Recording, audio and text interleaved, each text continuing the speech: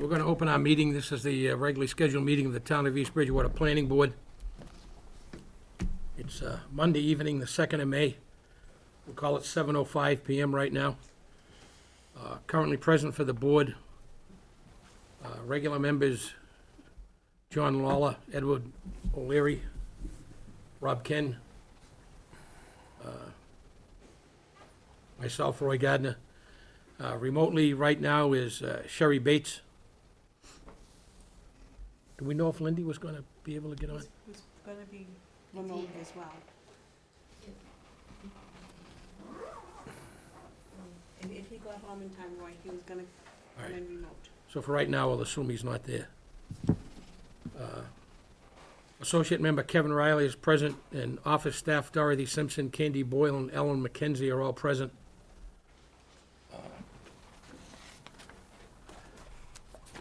First item on the agenda is the minutes of April 4th. What's your pleasure on the minutes of April 4th? I would make a motion to waive the formal reading of the minutes and accept them in the form presented with two amendments, which would be on the Sully's Lane and the Keith Place matters, which I don't think I voted on. Just let the record reflect that. Okay, so on those two matters, can we make sure that Kevin Riley's name is removed from the votes on those two matters? Do we have a second to that motion? I'll second that. So that's a motion Riley, second Lawler. All those in favor of the motion, say aye. Aye. All those opposed? We'll show that as a unanimous vote of, that'll be 6 in favor, none opposed.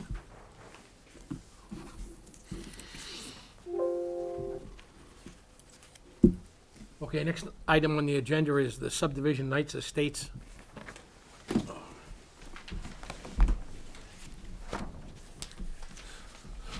Good evening. Gigi, what do you want to say?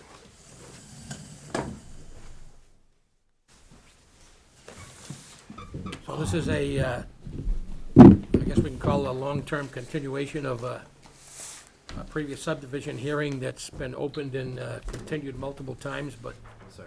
so we will be reopening the hearing at this time. And if I could, name, Scott Ford, the attorney for the property owner. Ben Carroll, applicant of record. Sorry, Gigi. Gigi London, civil engineer. okay, so where are we? So, the board recalls, last time we were here, this is a unique project that straddles the line between Brockton and East Bridgewater.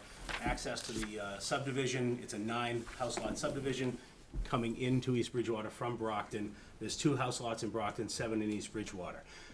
The last time we were here, the board had asked us to make a few changes to the plan, and we were certifying some wetlands in a corner, and then we've been dealing with Conservation Commission, and I think Gigi Munden has an update on that. Yep.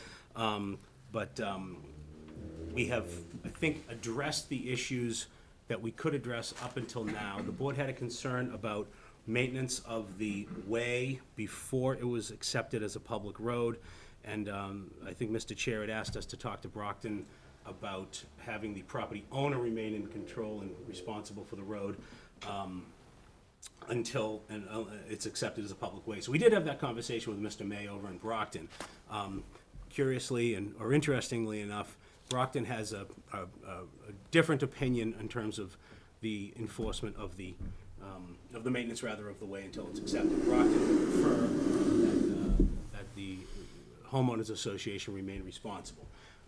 From the applicant's point of view, we're willing to do whatever the board's pleasure. If this board, for the Bridgewater portion, wants the applicant to be responsible, then the applicant is willing to be responsible. If they want us to create a subdivision to be responsible, we're willing to do that too. But Brockton would prefer to keep their planning board's decision intact as written, that the homeowners association. We'll have town council talk to Brockton about that, because Yeah, we've talked to them, we've explained to them. we've been advised in the past that's illegal, that's patently illegal. Yeah. And they're telling us the complete opposite. The profit- And I just want this board to know, from our position, we just want whatever. Profit being made on the subdivision is being made by the developer. Yeah. State law puts the onus of maintaining a subdivision until it's accepted as a public way on the developer and solely on the developer. And that may be. No legal way in the state of Massachusetts under subdivision control to offload the maintenance of the roadway to the homeowners association. First of all, there shouldn't be a homeowners association, number one, on a subdivision that's being approved as a public way, number one. Number two, Yeah, the city loses all rationale to accept the road if they've got an agreement that says the homeowners have to maintain the road until they accept it. They have absolutely no incentive at that point to accept the roadway. And there's no one to push them other than the homeowners to do that. It's the developer's job to push them to accept the roadway. That's how it works in Massachusetts. So that's the end of the discussion, all right? I'm here representing that I've talked to. Town council will talk to Brockton about Brockton's that. council, and that's, your municipality and their municipality have a difference of opinion on this issue. And from the applicant's It's not standpoint, a difference of opinion. That's what state law and case law says. I don't so think I have end anything of to add to discussion. the comment, but yeah. So what's next? Yeah, we would be more, just to lay out, we'd be more than willing, the developer would be more than willing to remain responsible for that portion of the way. We told Brockton we But wanted we to. have a problem with that too, because if Brockton wants to drag their heels about accepting it, we can't accept our portion of it legally. Because we can't accept as a public way, a way that isn't connected to a public way. So if they take that first 150 feet and decide we're gonna drag our feet in accepting it, then we got a major issue. Because legally, we can't accept our section until that's a public way. Well, maybe we could address that with a little creative timing on the construction. Create the Brockton portion, deal with that, and then have the East Bridgewater portion permitted and ready to go, subject to, bringing it up to the line. That would seem to solve that. I don't know. I know I'm not talking out of school, but. No, I mean, this is a unique project. It's gonna require some creative thinking, It and is. we're willing to be creative in how our thinking is. Well, And I don't think that's an we've had insurmountable several of issue. these with the town of Bridgewater, and the town of Bridgewater and the East Bridgewater line have told us exactly the same thing. They have to become public ways, and they have to be maintained by the developers. Okay. Just So this isn't unique for us. Just refresh my recollection, was the homeowners association just a creation of the Brockton decision, or was it otherwise planned? I don't recall. It was just the creation of the Brockton. That's how they Yes. wanted us to handle it, and how that municipality handles these situations. So, And Certainly agree with and what the Roy homeowners says. association, as it's written, is to be essentially in place until such time as the road yeah. is accepted as You- a you- public way. and And then it- it dissipates. but, And yeah. looking back historically at their planning board decisions in Brockton, because we dove into this pretty deeply, that is in fact how they have approved all their projects for about the past decade. It's interesting, I mean, my experience is basically the only reason you would do that is if you were gonna keep it as a private way, and the homeowners were ultimately gonna be responsible for it long-term. I've never And come across that. if we were gonna, build this as a private way in Brockton, it certainly wouldn't be as wide. Yeah, I mean, it'd be a lot easier, quite frankly, to do it as a private way. And Well, cheaper. they still have to approve it, though, that's the problem. Yeah. Even if it's a private way, they have to approve it under subdivision control, so. All right, so the next couple of items that were issues that we're trying to resolve is, where do we stand with wastewater and potable water? Yeah, I mean, we don't stand all that much farther ahead. We've reached out about intermunicipal agreements, and it hasn't gone too far. I know we've had some preliminary conversations about a town-wide intermunicipal water agreement, and one of our sort of questions was whether or not that's made any progress forward. We've been looking at wells and septic systems. I have a well permit. It's actually not pending, because we had to design a septic for an estate lot that's right over near it. One of the questions that was raised at the last meeting was whether or not this is in any protected water district, and as far as we can tell from the state overlays, it's far enough away from the waste facility that this is not subject to any water protection. And we'd be happy to do some water testing back here for wells. The question I think that we're left with on wells, though, is fire protection, and whether or not we can use well water as an effective means for fire management for the subdivision. I know our safety officer at the fire department's not gonna approve well water for, Okay. there's gotta be at least a municipal line for I think fire safety. the worst case scenario on that is one of the lots, the furthest lot in East Bridgewater, would be 540? Yeah, 540. 500 to 500, yeah, further than the 500, but there are other lots that will be within the 500 of a connection, at least to a hydrant in Brockton. Because that's that's unassailable. I mean, we're definitely gonna get water at least up to the Brockton line, Yeah. so we'll have that They option. legally have to give you that. Exactly.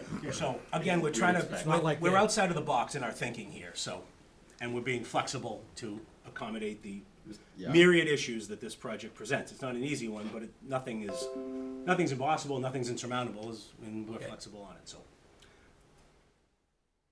Yeah. Gigi, do you want to talk a little bit about the conservation stuff that we've been back and forth on? Sure. Let me hold this. We have received comments from environmental partners for the planning board submission, and we have, in this revised set, we have addressed all of them. There are some changes in the stormwater part of the subdivision, which is in accordance with the comments and requests from conservation. Permit we have concurrently going on, and everything else on the comments for the definitive subdivision plan was addressed. Anything that they required, even if it was, other than showing the lot lines to the center line, we have addressed all of them. We didn't have that many comments for the planning board plans, but we have a permit going on with conservation, and we have resubmitted the utility reports for the pumped sewer. And they have also made comments about the agreement between the municipalities, but as I don't have as many experience as you guys, but I do have some, and I feel like this is accepted by Brockton as it is. It shows that we're gonna connect to their sewer, it shows that we're gonna connect to their water, it shows that this is gonna be a public way, and they accepted it. It's accepted by their plan. So as far as I'm concerned, I feel like that's the only thing required to hold them up. The rest is lawyer work to draw up the contracts, etc. But yeah, it's whatever was accepted regarding utilities at the Brockton Planning Board shows the same as this one. Okay. They know it's gonna connect. It's certainly lawyer work. Yeah, Not the lawyers. Yeah. Yeah. Which really can't commence until we kinda have an approved plan here, cause then at least we know what we need Yeah. water for, how many, so on and so forth. So that's the update. I think we're gonna ask for a continuance tonight. Yeah, I think so. We still have some other issues to work out, the septic, the wells, the testing, all of that. And I think we're gonna ask for a continuance for at least a couple months. JG's gonna be preoccupied for at least the next meeting. What's July and August, I think we've already said is single meeting months, right? Right. I think, What's our meeting in July? 18, 18th? thank you. you're welcome. We have I do. So how about if we continue to the 18th? July That 18th. sounds good. Perfect. I'd be remiss if I didn't ask, does it look like there will be some type of overriding intermunicipal agreement between municipalities on the horizon? There's a lot of things in work with the city of Brockton right now, both on the water side and the wastewater side. I can't speak in real detail to that because it's still very ongoing, but there have actually been some things signed at this point. I'm pretty sure the wastewater one is in a specific geographic area which doesn't fit where you are. Fair. But I think the boilerplate idea of how that's going to work from an intermunicipal situation probably could be used to cover that.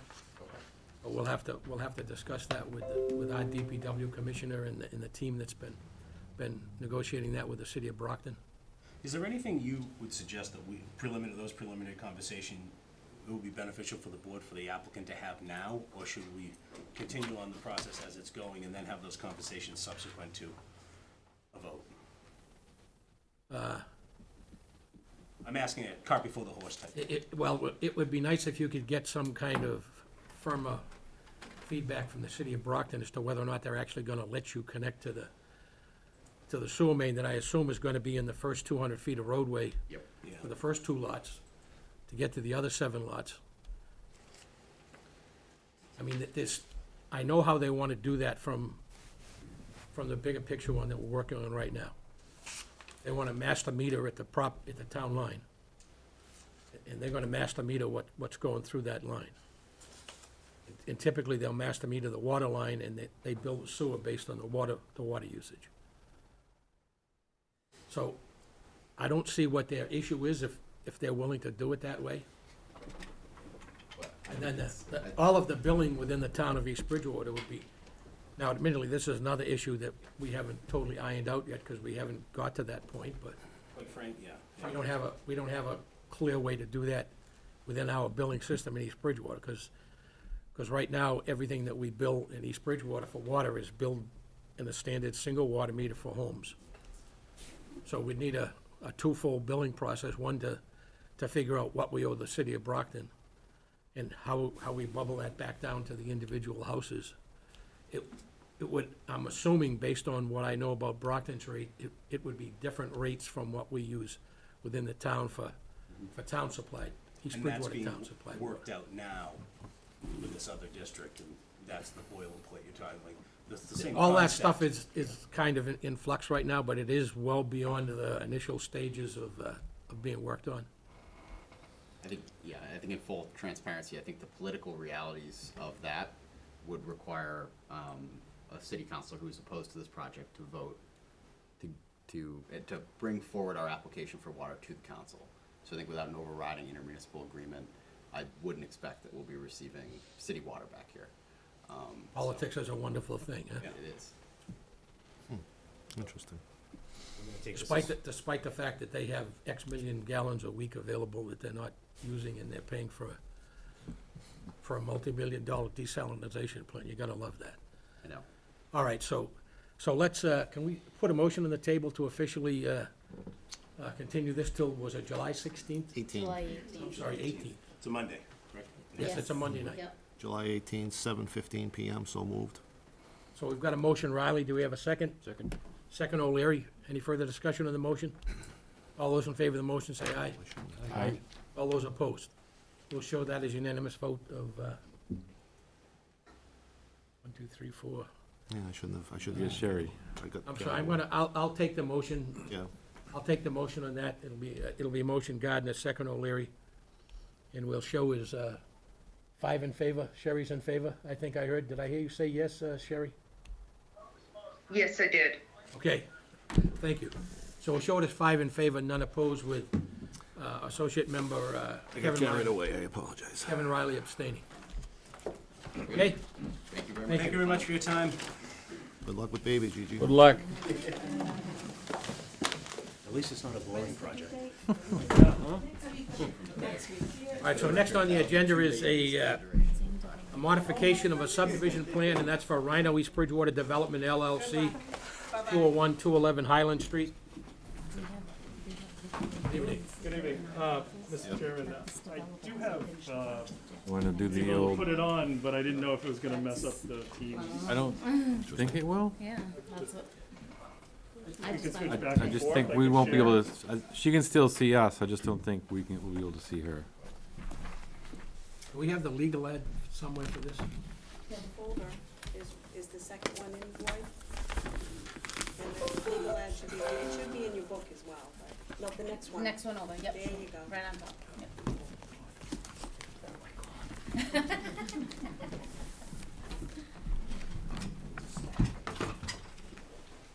No, you go, it should be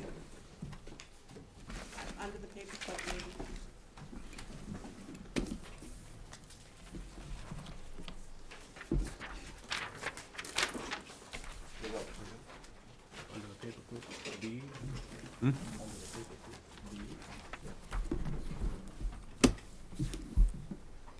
All right, I'll start off, I'll go ahead and read the public hearing notice.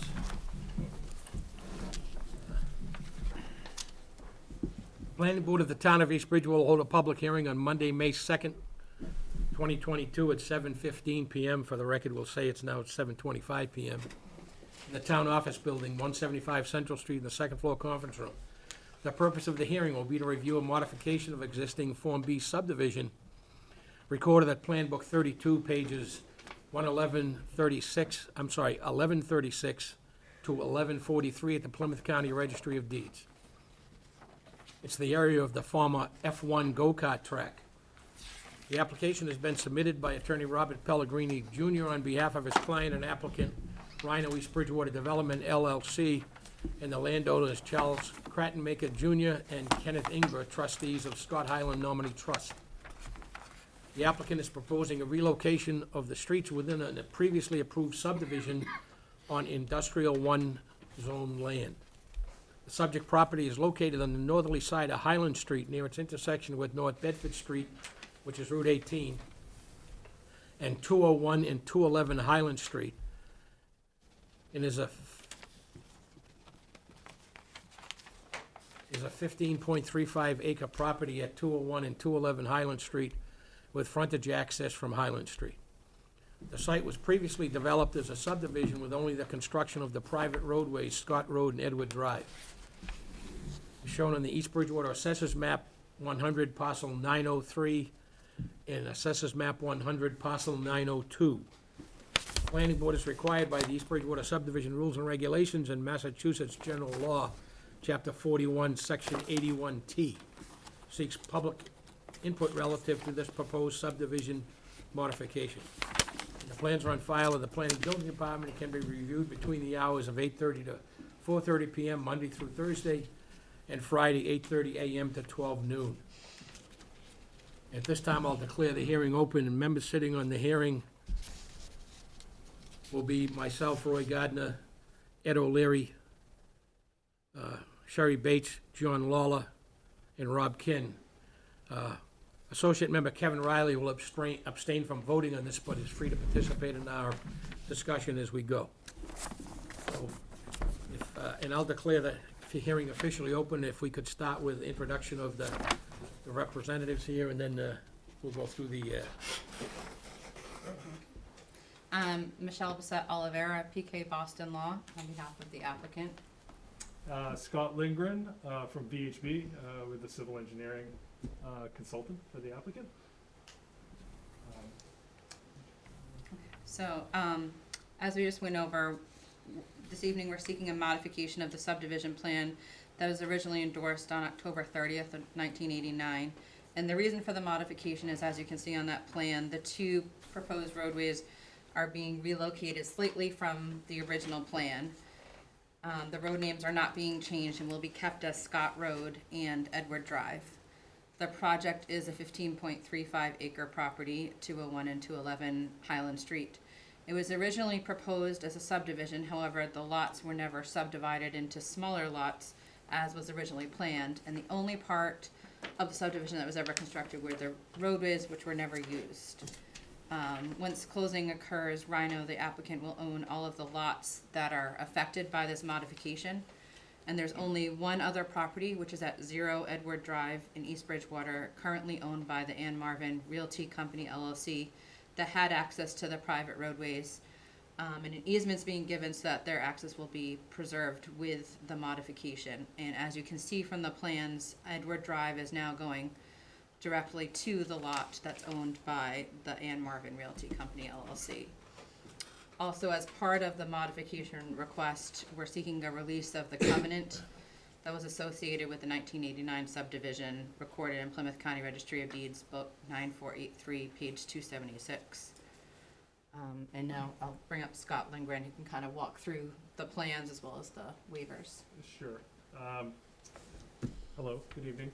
I'm sure all of you have seen, and we've talked a little bit about this at the site plan approval.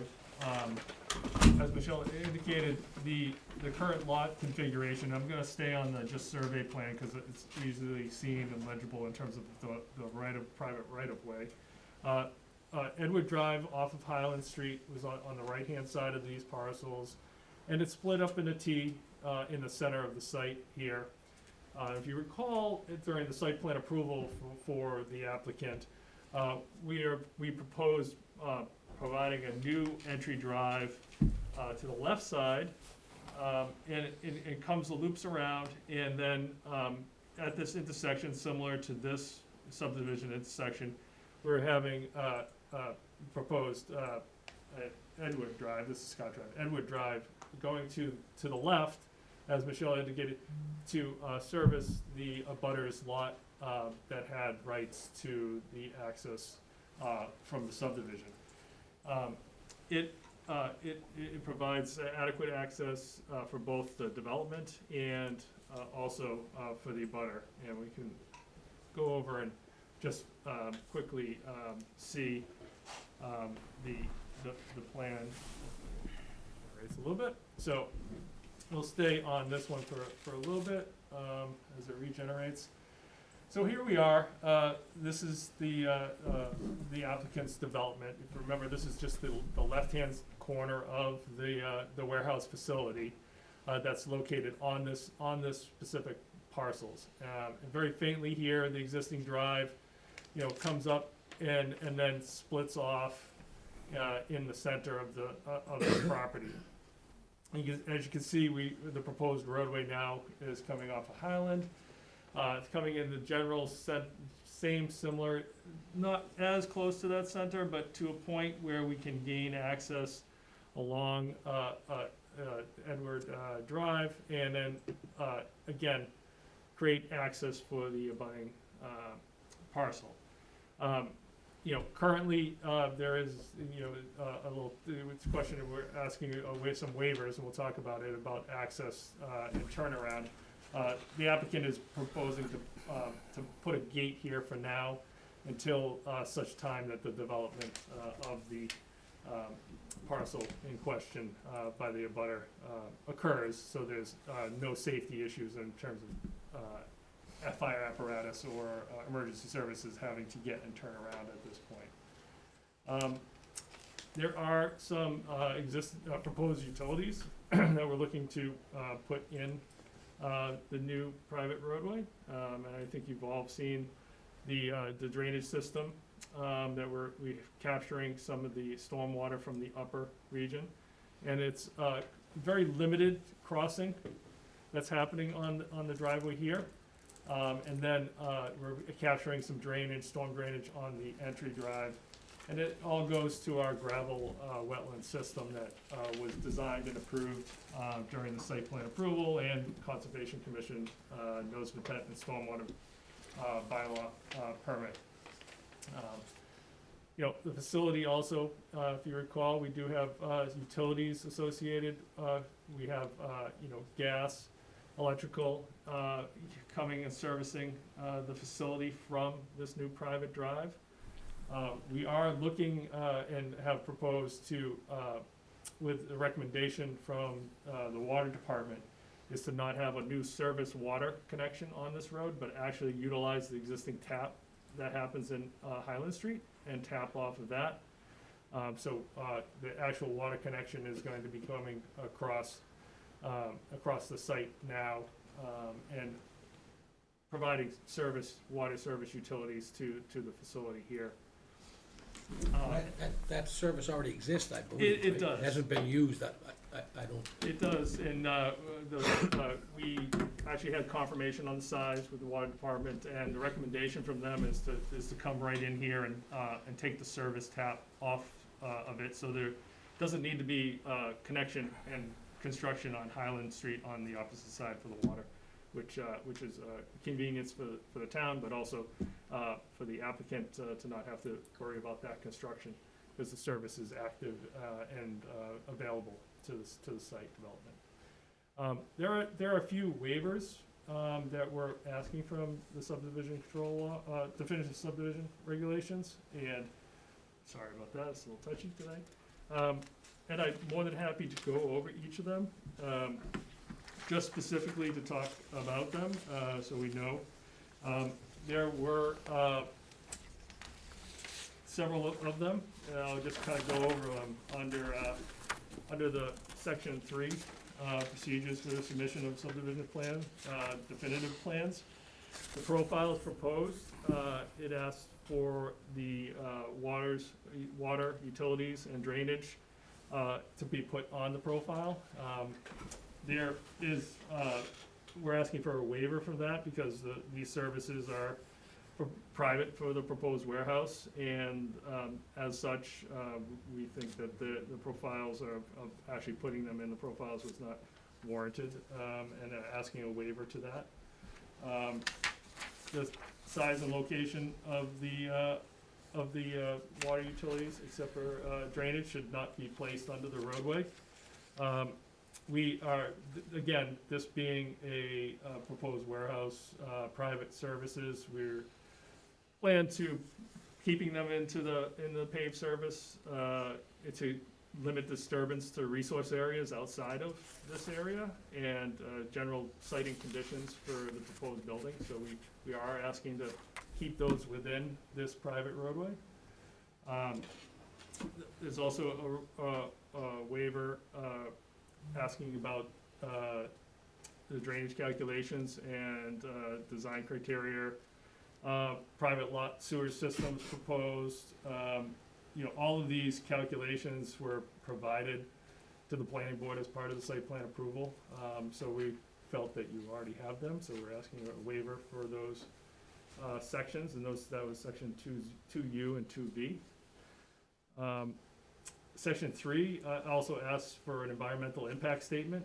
We're asking a waiver for that based on this. We've had a extensive environmental review with you and the Conservation Commission, and didn't feel that the submission of that for this definitive modification of a definitive subdivision was something we were asking a waiver for. Section 3, suitability of ways. This is for dead-end streets longer than 900 feet. Asking for a closed turnaround outside of that, and as I indicated, our roadway to the abutter is over 900 feet from Highland Drive, but we're not proposing to put a cul-de-sac here, but we are proposing to close off this portion until such time that the abutter has any development plans happening. Right now it's a forested parcel. There's no activity over there, so instead of building a cul-de-sac to nowhere, where we know that this is gonna be a drive-through to the development, that we're asking for a waiver for that at the end, but we are going to control, so it's not a dead-end situation, with a gate at the parking lot, so any emergency vehicles, could, turn around and come out the parking lot. We will give access, the applicant will give access to emergency vehicles for this gate if necessary to get out into this area. And then the applicant is also discussing, when the abutter needs access to that agreements are in place that they would have full rights to access to their property. Section 5 says all ways to be constructed with water, sewer lines, and surface drains installed in accordance with the plans and specifications, as well as utilities, and specifically several requirements through the specifications for catch basins and manholes and types of pipes. We're asking a waiver from all of this section B requirements, other than we've obviously proposed in our site plan approval, being a private development, certain utilities and materials, being a private drive. It just didn't seem like it was warranted, and we should ask for a waiver for this section. Section 2C of the, Section 5C, sidewalks. Sidewalks are not being proposed from Highland Street, and site plan approval, we discussed that. So there are no sidewalks along the private way, so we're asking that the waiver be requested for that. Street signs shall be erected in a style approved by the Department of Public Works. This is a private drive, but we're, feeling that the street signs shall conform to the standard MUTCD standards, which is the standard site signage for the site. H, street lighting and equipment. It discusses the types and size and locations of the street lighting. We do have a lighting plan. We did present that and the photometrics during the site plan approval. We showed that we're not having any light spillage from this and provided adequate lighting for the street during that site plan approval. So this waiver is not, we're asking for a waiver for this section because it's not specific to what we propose in the site plan, and it's not, again, it is a private driveway. So that's a quick overview. I know that those were all included in your packages as part of the application, so if there's any specific waiver that you had reviewed that you would like me to talk a little bit more about, or zoom in on the plan and have any questions about the waivers or what was submitted, I'm more than happy to answer some questions now. And I did bring, just so, Mr. Chairman and the board, I did bring some copies, full-size copies and Mylars for submission to the planning board for their consideration and approval. So question on the access to the Ann Marvin Realty Trust land. Do you have a copy of a document that describes what that easement that's being given to the Ann Marvin Realty Trust, in terms of the permanent accessibility to that property? It's been drafted. Their attorney has been reviewing it. I understand he's been sick. He had COVID and is recovering. So there may be some changes to it, but I do have a draft of it, although not on me tonight. Does the draft clearly state that it'll be a private way owned by, for now, we'll say Rhino Capital East Bridgewater LLC, because I think that's the name we have so far, and that they'll be granted an easement to use that roadway? Yes. Okay. And you haven't heard back from their attorney at this point, is I think what you just said, right? Yes, I believe he's still reviewing it at this time. Yeah. Scott, Ann Marvin is residential or in commercial? Commercial.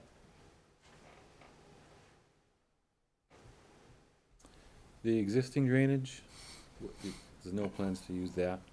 Is it gonna be abandoned, or? We're abandoning that. There is going to be some use, so I can scroll down to the drainage plan and zoom in a little bit. So, there are, it's a little touchy. There is some, if you recall, this basin, or former basin, detention basin, that's now considered a wetland, we still have a cross culvert that runs along and crosses the right-of-way. You kind of see it shaded out a little bit. Goes to a small little pocket, has a small little wetland associated with it. That's going to remain. This one is going to remain. And so you can see that our new drainage from the proposed Edward Drive and the parking lot come down and eventually crosses it into our stormwater basin. And then, so there are some that is remaining. Most of it is being removed. It's gonna regenerate a little bit on us. When we do tie into it, apologize, it's a little slow. But we do tie it into it before it discharges to the wetland. Okay. So, right now, this pipe, I apologize, the computer's not working for us right now, but this pipe right in this location goes all the way right to the edge of the wetland. So instead of installing a new pipe to that, we're tying into that to limit any disturbance to that, wetland. Scott, is that some of the area that Environmental Partners had us review in the field? Yes. Inspect in the field? Yeah. And this is not gonna work for us. Let's see if I go over, so quite large, so let's see. Does not look like it wants to go.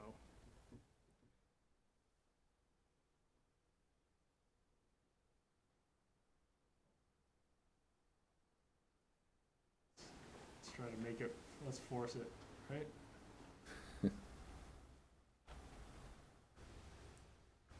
Open again. So yes, to Appin's point, Environmental Partners had us review, and actually we did a field visit, in the field to locate, and we did, camera investigations Okay. on those lines. That's my next question. And found that they were adequately solid, there wasn't any deterioration. So we did that on it's not gonna work now, and unfortunately. But we'll keep it rolling, but, so there's a wetland that's down over here.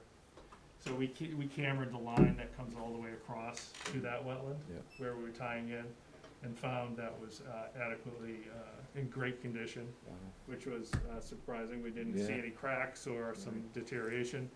And we also did some cammering on the other side of the parcel, so. But majority of the drainage in here is actually being removed. There's just that long linear line from the existing basins yeah. to the wetland that we're keeping, to ensure that that drainage, wetland is draining to the larger body wetland. Oh, there we go. I won't go too fast. So, we'll just crawl, call it creep.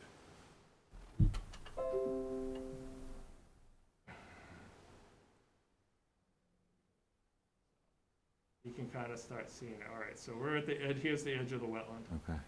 So you have this long trunk line here that we cambered with Environmental Partners direction. And we are tying into it from this basin, and then also from the gravel wetland. So we're utilizing it as best as we can. The drain, I won't pan up that way, so, but some of the existing drainage on the other side is not being used. We're, this is. On the F1 site? Yeah, as we get up, Skip that. skip that. So, up here on Edward Drive, well, obviously, we're affecting that with all our construction. So we'll be replacing that with the configuration of the warehouse development. So, hope that answers your question. Yeah. Thank you. Do this. All right, done. Anyone else on the board have questions? Anyone here in the room have any questions at this point?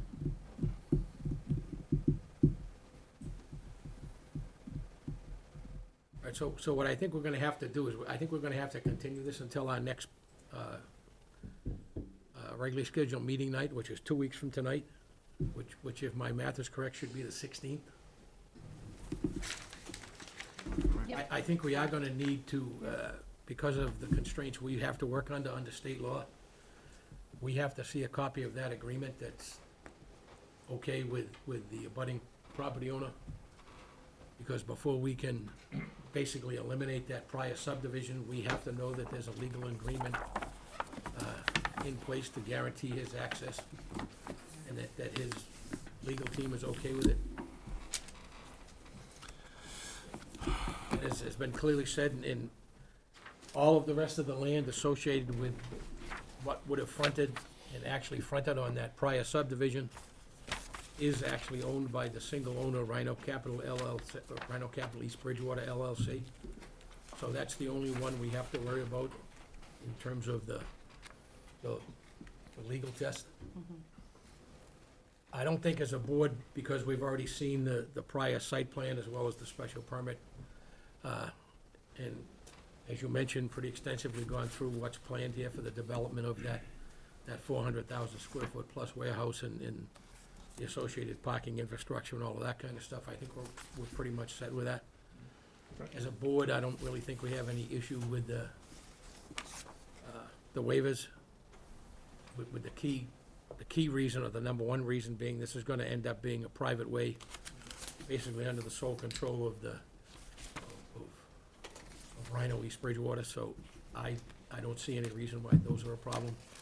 We have already heard from the prior design documents for the site plan from the deputy fire chief, who's the safety officer at the fire department. He's satisfied with what we've seen so far. So I think, and I know you're working with the water department in terms of the water connections and everything that you need in terms of access for both the potable water side as well as for the sprinkler system, so I think except for that, a clear agreement with the abutting property owner that they're okay with what that access, as shown here and as described, hopefully in pretty good detail in that legal document, then at that point, I think we're ready to record a vote, so.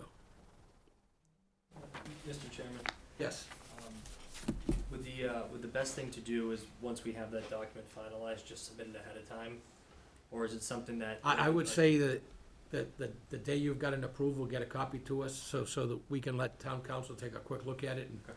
make sure that we're meeting our, requirement under Massachusetts general law to protect that access to a level that he feels is acceptable. So you don't need to see it signed as long as it's agreed upon by council. I would like some indication from the abutting property owner's legal team that they're good with it. Okay, I don't think we need the official signed document, but we need some kind of feedback from them that they're okay with it. okay. Okay, anyone else in the room, anyone else on the board have anything? So I'll make the motion that we go ahead and continue this public hearing to 7:15 PM on May 16th, Monday evening, May 16th. Second. We have a second, O'Leary. Any further discussion on the motion? All those in favor of the motion say aye. Aye. All those opposed, we'll show that as Aye. we'll show that as 5 in favor, none opposed. No vote. With Associate Member Kevin Riley abstaining. Thank you. Thank you.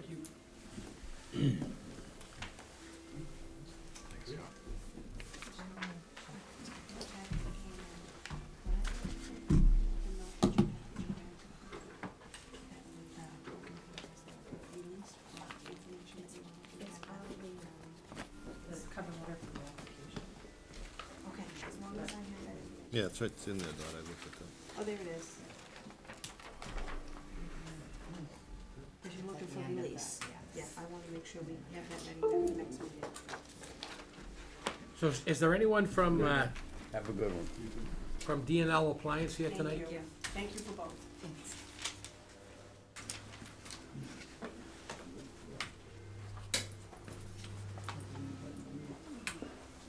Thank you. Okay. So why don't we move down to, go through the Form As. The first Form A we come to under Section 4, other matters, is 1180 Washington Street.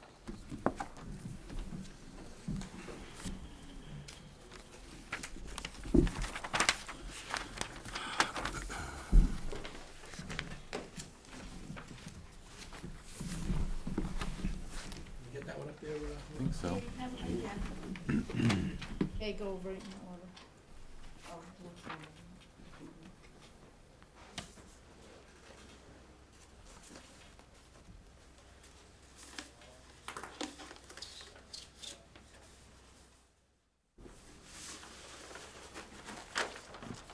Another one for the plan, Rob. Here we go, it's right there.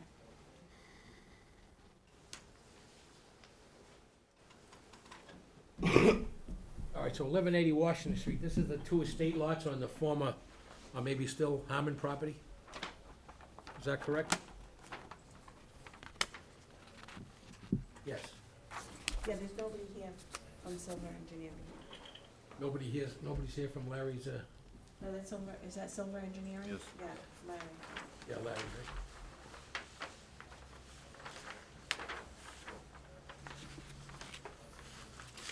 All right, so this is a Form A creating two estate lots. I did look this over, it's dimensionally right on the edge, if you wanna call it that. Each of the lot has effectively virtually the exact minimums of upland they need to qualify as estate lots under our zoning bylaw. They do have the minimum required 40-foot frontage. In fact, one of the lots has substantially more than the 40-foot frontage, because they needed that frontage to get the upland area they needed to make the lot legal. They do have buildable areas. One of the issues that had come up before is there's two relatively large barns on the property, both of which end up on other pieces of property when these two lots are subdivided, so there is a note on the plan that those barns are gonna be raised. Because neither one of those barns in their entirety would remain on the remaining house lot, which was the former Harmon Homestead on Washington Street. So this plan does meet the requirements of a Form A plan, and it does create two estate lots. The two estate lots are labeled Lot 2 and 3. The house, existing house is on Lot 1. It does also meet all the dimensional requirements. Again, by an extremely small percentage, but it does meet the dimensional requirements, so I think at this time we could record a vote to authorize endorsement of the Form A plan for 1180 Washington Street as a plan that does not require subdivision approval. Say that, so moved. So moved works. That's good. So that's a motion. O'Leary, do we have a second to that? I'll second it. That's a second. Lawler, any further discussion on the motion? All those in favor of the motion say aye. Aye. All those opposed? Aye. We'll show that as a No vote. 5 in favor, none opposed, with Associate Member Kevin Riley abstaining. So that motion carries. The next one we're gonna look at is Form A for Keene Lane.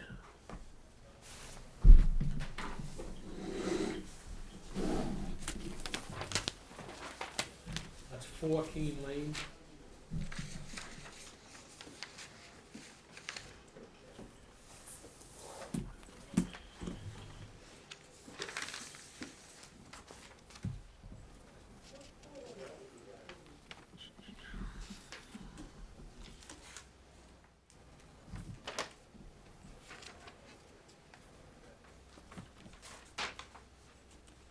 All right, so this is the property, Keene Lane is a small road that runs just south of the Matfield River, down near its intersection with 106. Keene Lane actually comes out just after the bridge on Route 18 that crosses.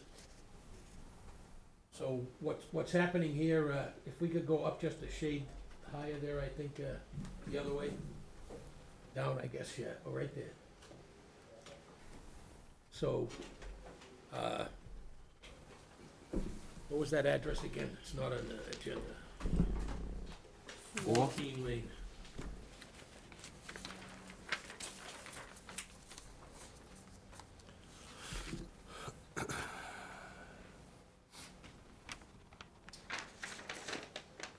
What is 4? Oh. That's the square. It says lot 1. The house is 4, or it's Lot 1 marked, is number 4. house lot is, house is number 4, it shows on the plan. Right at lot 1, Yes. Lot 1. this one? So, lot 1 is being combined, I believe, with parcel A, per the note. Yep. Parcel B is gonna be conveyed to a different abutter. Number Let me get 7, Let me 7, get the exact wording. 7, 17 Lane. 17, 17. 17, right up there, right, the other house at the top there. This Yeah. is Yep. 7. Rollins. Okay.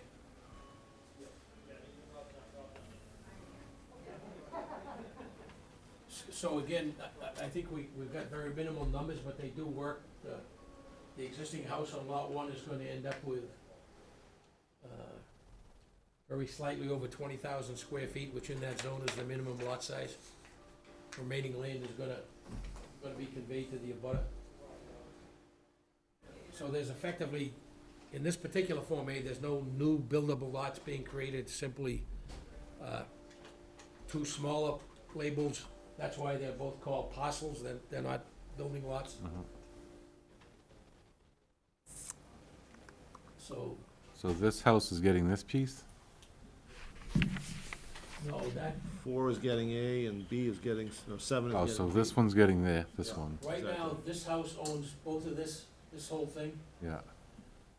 They're splitting it off, keeping enough land so that this maintains 20,000 square feet, and selling that piece to To this one, the abutting property that's, Joseph C. Rollins, house number, I seven, think it says 7, 7. okay. okay?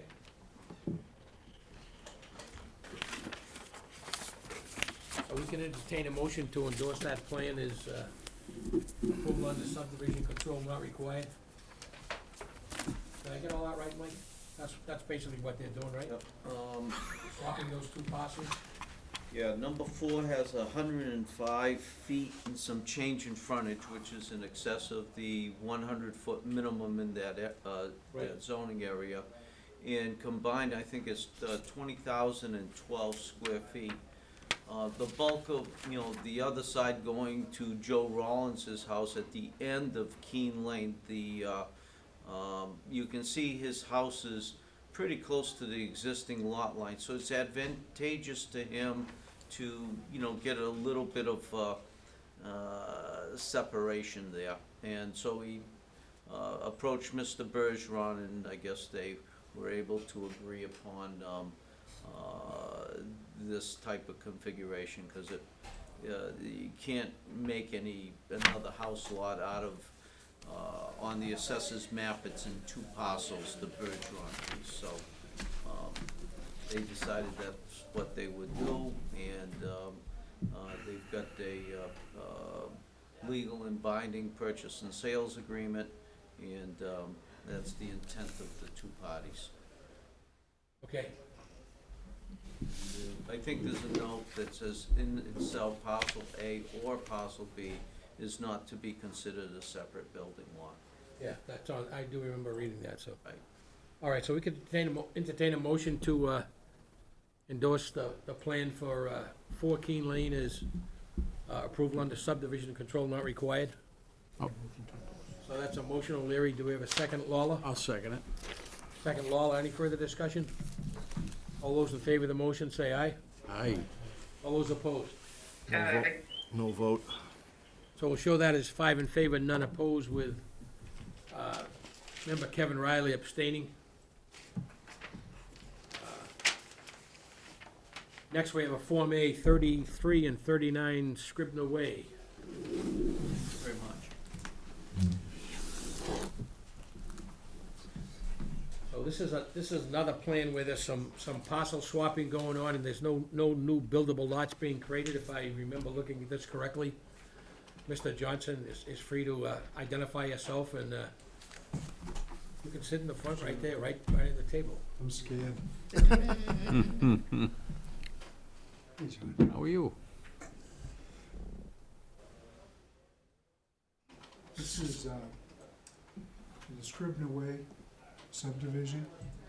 At the time the subdivision was approved, there were 2 lots there. Essentially, if you look at the right side of the plan, parcel B was considered a lot. It complied with zoning. And parcel, if you go to the left again, parcel that goes to the rear, where my son lives, was a separate lot. Both had conforming frontage on Scribner Way. The intent here is to convey that former lot in the front of my son's house to his parcel, and to take what was his frontage and create a new lot. There's no increase in the number of lots. It's just to shift the lot lines around so that the lot that was in front of his house is now part of his house lot, and the portion of his house that he derived his frontage from is now a separate lot. So the sketch plan on the right shows the parcels being exchanged. There's a small parcel that goes to parcel B so that there's adequate frontage for that lot. And then parcel C, there's more than enough frontage for that lot. So it's basically taking two lots and flipping them so that one lot is in front of my son's lot and the other lot is more of a rectangular lot in the subdivision. Okay.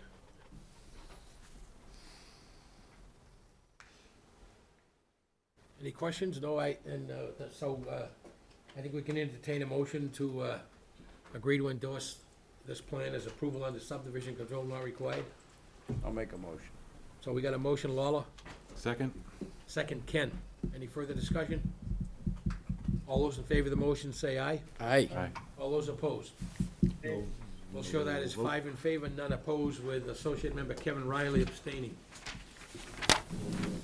Thank you, gentlemen. Take care. How you been? Pretty good. Okay, Get for breakfast someday. All right. See ya. thank you, David. Sure. Elmwood Court and West Street. That plan, I believe everyone has signed it, and I've signed the letter, so I think that's taken care of at this point.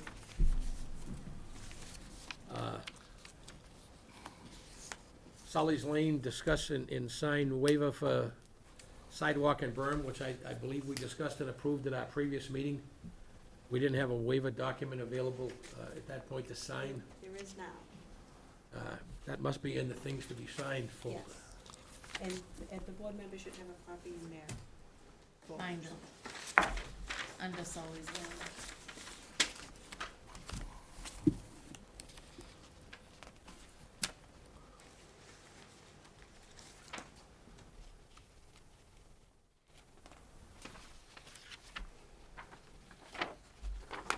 So a request to the office here, if we could,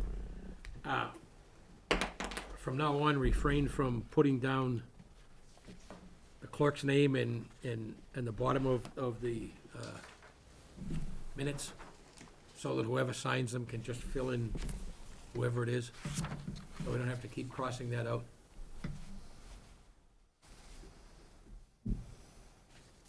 I'll take care of that one, remind, all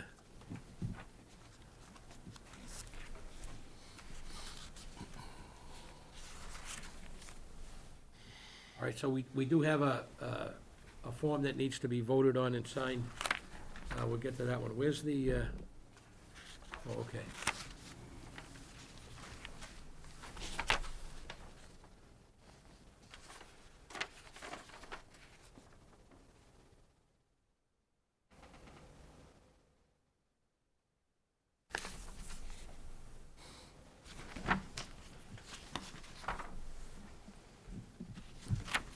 So who's gonna notarize this? Oh, that's right. Dots are notarized, okay. So I have the document in front of me for Joe Cooley, Buskill Properties for One Patriot Circle, describing the waivers that we voted on at our previous meeting. So I don't think we really need to record another vote. We just need to sign the document confirming that vote, which is actually listed on the document. So I'm gonna go ahead and sign it and pass it around.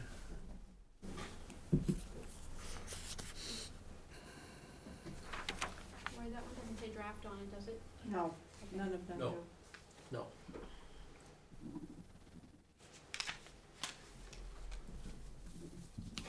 Do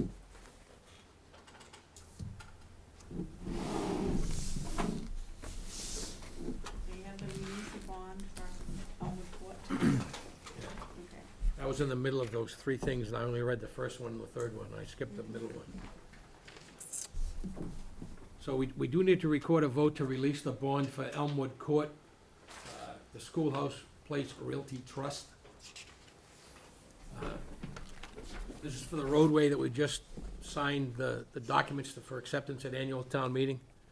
The normal procedure is once we sign that as-built and make a recommendation for town meeting to accept the roadway that we release the bond. So if we can entertain a motion to release the bond for Elmwood Court, Schoolhouse, to Schoolhouse Place Realty Trust, that bond in the amount of $52,799.37. I'll make a motion. So that's a motion, Lawler. Do we have a second? Second. Second, Ken. Any further discussion on the motion? All those in favor of the motion say aye. Aye. All those opposed? Aye. So, 1, 2, 3, 4. I did vote for that. We did vote for that. So we're gonna show that as 6 in favor, none opposed. That's a unanimous vote of all 6 members present and voting.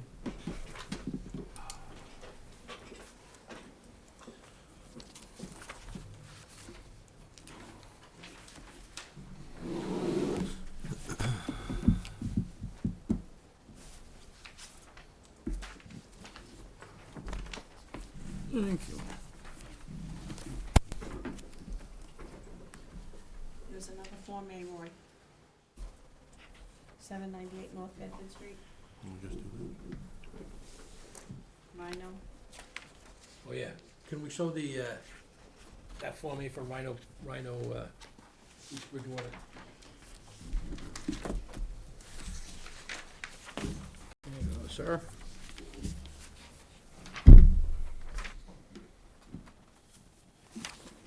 Okay, so this one's a really simple one, I think. So we've discussed this in the past at multiple meetings, but there's a slight encroachment in the parking for Speedway. There's always been a slight encroachment. It's only 6,877 square feet. It's this very little narrow strip of land right here. That's been used for parking for the Speedway amusement side, which is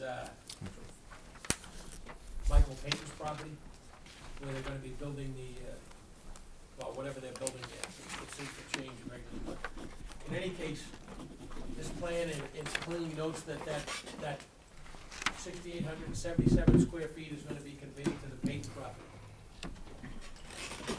So again, there is one issue with the way that's shown, but I think because the notes on the plan are extremely clear, I'm not gonna worry about it right now, but, and I missed this the first time, but they did label that lot. It should say parcel. The term lot should only be used when a lot is buildable under zoning and meets the minimum zoning requirements, but the notes on this plan are clear that that land is gonna be conveyed to the abutting owner at the Speedway Amusements LLC, so if we could entertain a motion to endorse that Form A plan for Rhino East Bridgewater Development LLC and create that 6,877 square foot parcel of land to be conveyed to an abutter. I'll second it. We got a motion, O'Leary, second Lawler. Any further discussion on the motion? All those in favor of the motion say aye. All those opposed? Aye. No vote? We'll show that as 5 in favor, none opposed, with Associate Member Kevin Riley abstaining. All right, I think everything that has to be signed by the board has been signed. I'll sign this stuff after the meeting. I'll sign the minutes after the meeting. Do we have anything else that we need to do tonight? And there's a Daisy Lane email there, I don't know if you looked at it, just wanted to be. That's the board.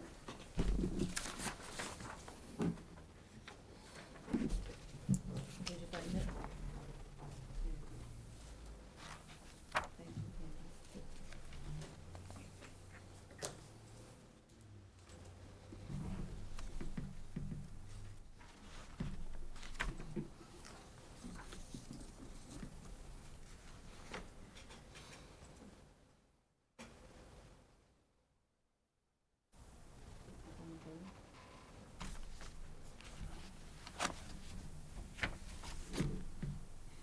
Kevin.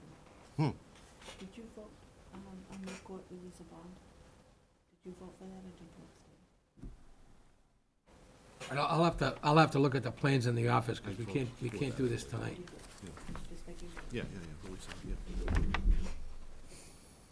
This should be simply a takeoff of the plan. It should simply say the centerline elevation of the roadway should be on the plan directly where it abuts that property, so there shouldn't be any question what that elevation is. That's what I would think, yeah. I don't know why the road contractor was saying 6 to 7 feet. There's a specific number on the plan. And that's what you gotta go by, right? Yeah. So I'll look at that in the morning. I'll come by in the morning and look at that. All right, then we had 494 West Street, and there's nobody here for that. Do we wanna just carry that over to next month? What is that? That's the AL Alliance people. Bottom front. Yeah, why don't we carry that over? From a site plan approval, that's a relatively minor issue, because the building inspector has already said that's okay. No, I didn't know. Concom has already looked at that, and You were looking for the additional information, so I don't know, maybe they didn't expect to be heard why tomorrow. don't we put it on the agenda for next meeting? May 16th. Make sure they're aware that we're gonna review that, so if someone from there, from there wants to be here, they can look at it. Can we also, Dot, get something a little bit better than this rendering that's here? Yeah, they have to talk really- to the engineer on that, that's I mean, all that was it submitted. really doesn't, I don't think, accurately reflect the building that's there, quite frankly. Um,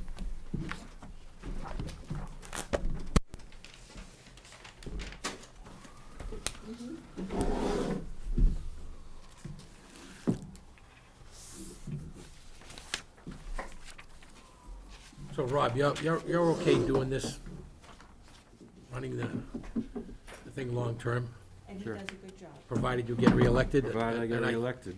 I think that's pretty solid, so. That's a big if. You're gonna have to get more money for it. That's what I was just gonna say, we're So- gonna have to negotiate an increase in pay, Rob. I mean, I would agree. there you go, so I mean, time and a half at least. All right, so what I like to say is from the office standpoint, I don't think we need the books any further.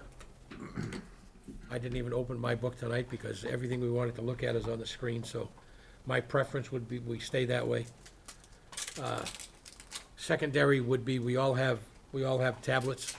If we really want to have our own stuff to look at right in front of us, we could bring our tablets.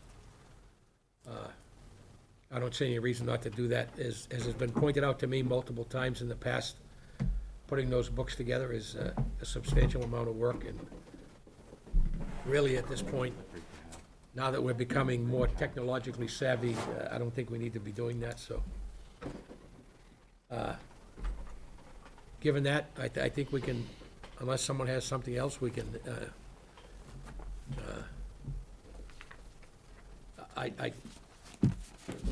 I think election is before our next meeting, right? Yeah, It's Saturday, I think it's the 14th. Saturday before. Okay, so for the record, I want to express the board's sincere appreciation to member Lindy Snow, who is not going to be on the board after, at least as a regular member. He has offered and said he will probably apply to be an associate member after the election. So I want to officially acknowledge the long time he served on the board and provided his input to the planning board. It's always a valuable asset when a member like Lindy, who is basically a building trades guy in town and understands how a lot of what we do works, has been a significant contributor to the board over the years, so my thanks to him, and we would certainly appreciate it if he still is interested after the election in applying for an associate member position. I'm sure we can work that out pretty quickly. So given that, I think at this point we can, one last item I think I want to talk about a little bit. We ran into a little bump in the road where there's an article proposed for annual town meeting that was put in kind of last minute, where the Conservation Commission was going to add some language to draft some rules and regulations. The article was on its face somewhat ambiguous. The town bylaw they were gonna add the rules and regulations phrase to was the bylaw that allowed administrative permits to be issued, which basically means permits that would be issued to properties that were near a wetlands but didn't actually require a formal filing and notice of intent along with a order of conditions.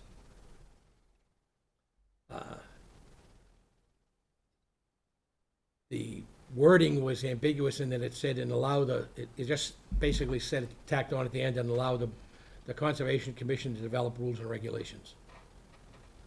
It didn't specify that those rules and regulations were for issuing administrative permits.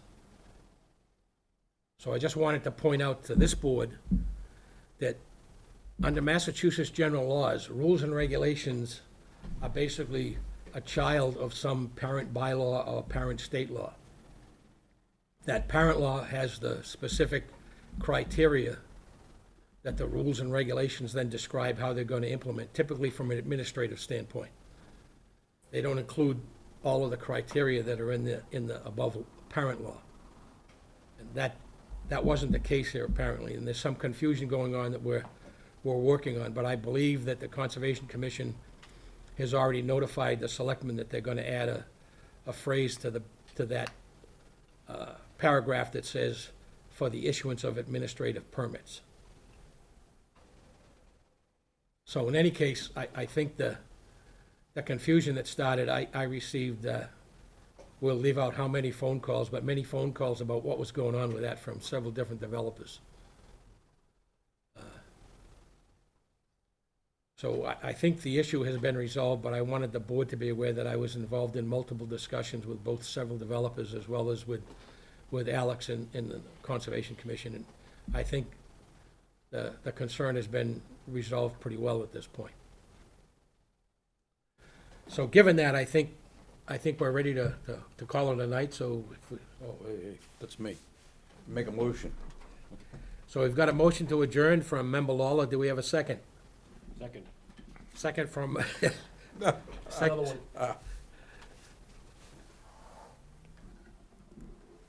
I was almost gonna say O'Reilly. I hadn't said that all night. I've been very good tonight.